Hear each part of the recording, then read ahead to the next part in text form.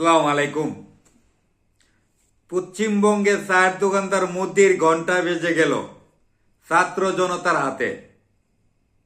এই মুহূর্তে পশ্চিমবঙ্গের ভারতীয় জনগণ যদি এই আন্দোলন অব্যাহত করে এবং থামিয়ে দেয়, তাহলে চায়ের দোকানদারের লোকজনের হাতে প্রত্যেকটা ছাত্র জনতা মায়ের মোড়া হবে এবং গণপিটানি খাবে। তার পাশাপাশি সমুন্দিনায় যে সমুন্দি মনে হয় সমনন্দী না সমুন্দি, এই শালা তো আরো বড় বিগ হাউস। যদি এই মুহূর্তে ছাত্র জনতা আম জনতা দেশ দাবি নিয়ে পশ্চিমবঙ্গে ভারতের রাজপথে নেমেছে, আন্দোলন করছেন, পুলিশে একের পর এক লাঠি পিটা করছে এই ছাত্র জনতার উপরে।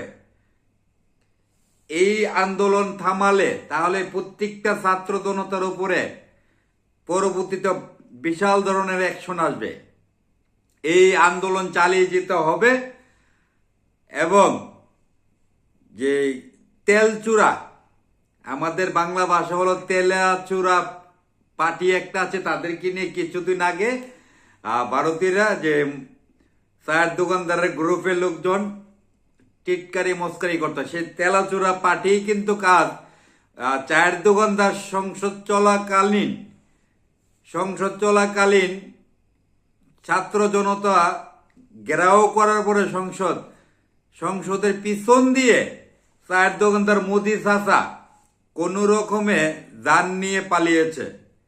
এটা তো অভিনন্দন জানাতে হয়, কেননা পাশাপাশি দেশ অভিনন্দন না জানালে তো ছাত্র জনতা খুবই রাগ করবে আমার উপরে।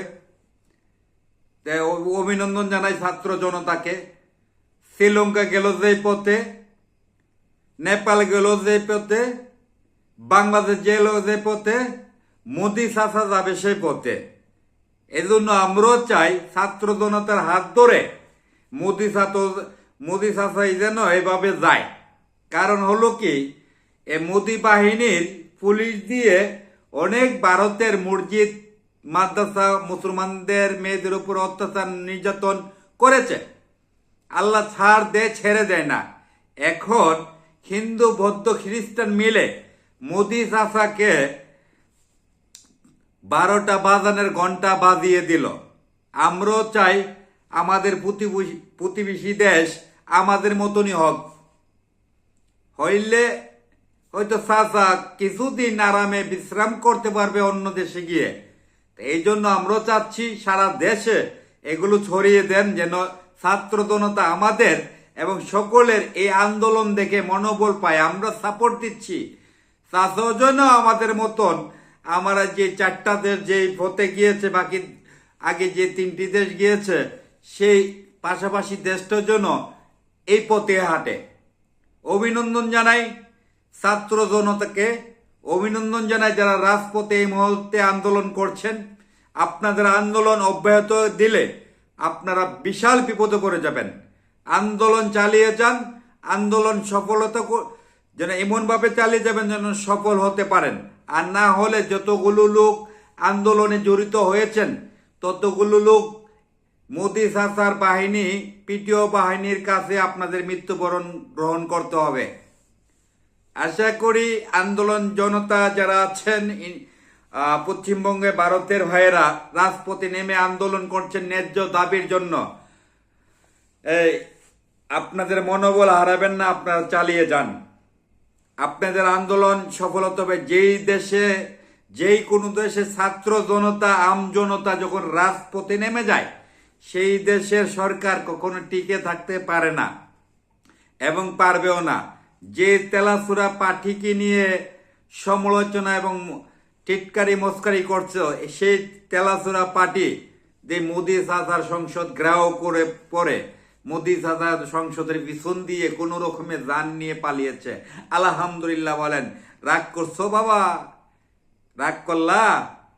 আমরাও চাই, রাগ করেন না।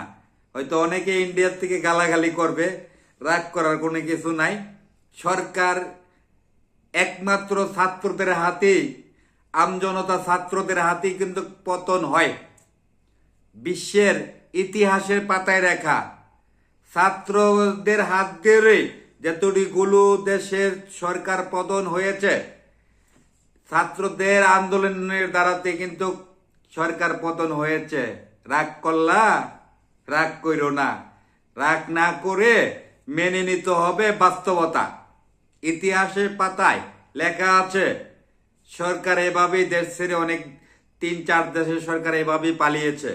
আমরা প্রতিবেশী দেশ, আমরাও চাই সেই সরকার, চার দোকানদার মোদি চাচা যেন এভাবেই পালায়। ভালো থাকবেন সবাই। অভিনন্দন রইল রাজপথের সৈনিকদের জন্য। ছড়িয়ে দিন, তাদেরকে মনোবল দিন। আল্লাহ হাফেজ।